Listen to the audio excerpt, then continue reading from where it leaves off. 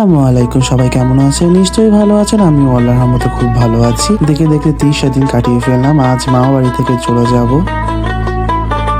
সবাই বলে মামা বাড়ির রসের হাড়ি, কিন্তু আমি মামা বাড়ি যে রসই দেখতে পেলাম না। কারণ মামা বাড়ি কোনোই গাছ নেই, আর গাছ থাকলেও কোনো গাছই গাছ কাটে না, কারণ তারা শিক্ষিত হয়ে গিয়েছে। ও ভালো কথা, মামা বাড়িতে যে কিভাবে 30টা দিন কাটিয়ে ফেললাম বুঝতেই পারলাম না। চোখের নিমিষেই 30টা দিন কিভাবে চলে গেল বুঝতেই পারলাম না। সবার কাছ থেকে বিদায় নিয়ে বাস চলে আসলো আমাকে নিতে। বাসে উঠে রওনা দিলাম ঢাকার উদ্দেশ্যে। গোপালগঞ্জের টুঙ্গিপাড়ার মায়া কখনই ছাড়া যাবে না। ঢাকায় গেলেও এই টুঙ্গিপাড়ার কথা মনে থাকবে সবসময়। গোপালগঞ্জের পুলিশ লাইনে নেমে আমাদের সকলের প্রিয় নানা ভাইয়ের সাথে দেখা করলাম।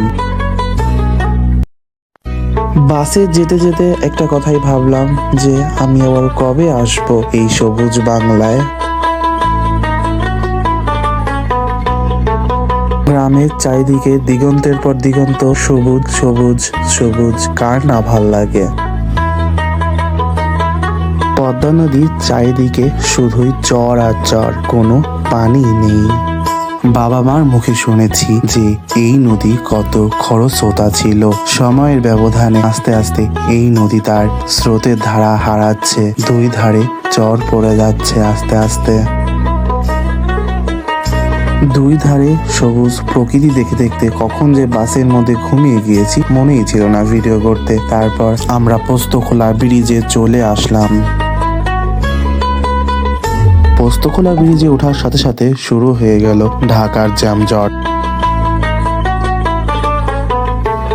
হানি ফ্লাইওভারে উঠে আমার ঘুম ভেঙে গেল। তারপর দেখি আমি ঢাকায় চলে আসলাম। বাস আমাকে নামিয়ে দিল আহাদ বক্সের সামনে। তারপর আমি রিক্সা নিয়ে বাসায় চলে আসলাম। রাস্তায় অনেক অনেক জ্যাম উপেক্ষা করে আমি চলে আসলাম আমার বাসার সামনে।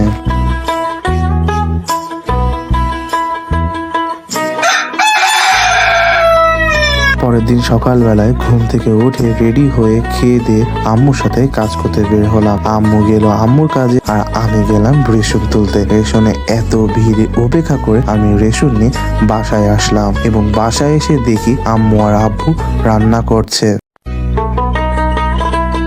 দুপুরে খাওয়া দাওয়া করার পর রেস্ট করে আম্মু আমি আর বোন মিলে গেলাম কাজ করতে বাইরে। সেখানে গিয়ে আমরা ছোলা এবং ঝালমুড়ি খেলাম।